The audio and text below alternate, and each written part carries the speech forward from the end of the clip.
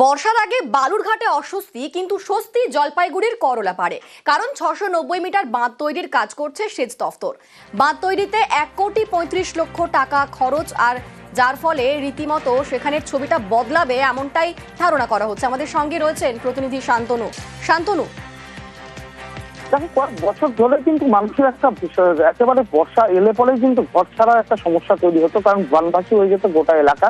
কলা নদীর পার থেকে পরেশ মিত্র কলোনি এলাকার বাসিন্দাদের আশ্রয় নিতে হতো ক্লাস সেন্টারে, এবং পাশাপাশি যাদের ক্লাস সেন্টারে জায়গা হতো না তারা কিন্তু রাস্তায় রাত কাটাতেন।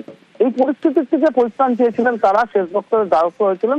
অবশেষে কিন্তু সেচ দপ্তর কাজ শুরু করেছে, গত ডিসেম্বর মাস থেকে কাজ চলছে, এবং যেটা পরিস্থিতি দাঁড়িয়েছে যে এই মাসের মধ্যেই এই বাঁধ নির্মাণের কাজ শেষ হয়ে যাবে, এবং তার ফলেই কিন্তু এখানকার যে বনবাসী হওয়ার সমস্যা ছিল, বন্যার যে সমস্যা ছিল, তার থেকে এলাকার বাসিন্দারা কিন্তু পরিত্রাণ পাবেন বলেই মনে করছেন স্থানীয় বাসিন্দারা। তারা মনে করছেন যে প্রতি বছর তাদেরকে যেরকম বাঁধের রাস্তার আশ্রয় যেতে হতো, ফ্লাড শেল্টারে যেতে হতো, এই বছর আর সেমন ভাবে যেতে হবে না।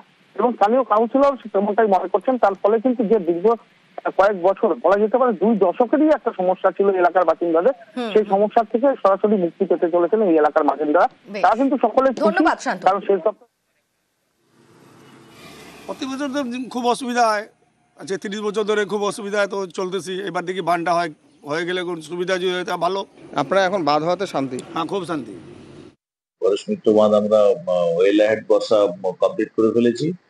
2টো আউটফল আছে পাইপ দিয়ে, সেটাও প্রায় কমপ্লিট, 5-7 দিনের মধ্যে শেষ হয়ে যাবে। তার মানে বর্ষার আগেই মানুষ সম্পূর্ণ প্রোটেকশন পেয়ে যাবে। লো লাইং এরিয়া ছিল, জল উঠে যেত, সারা বছর ধরেই জল থাকতো, সেটা হবে না।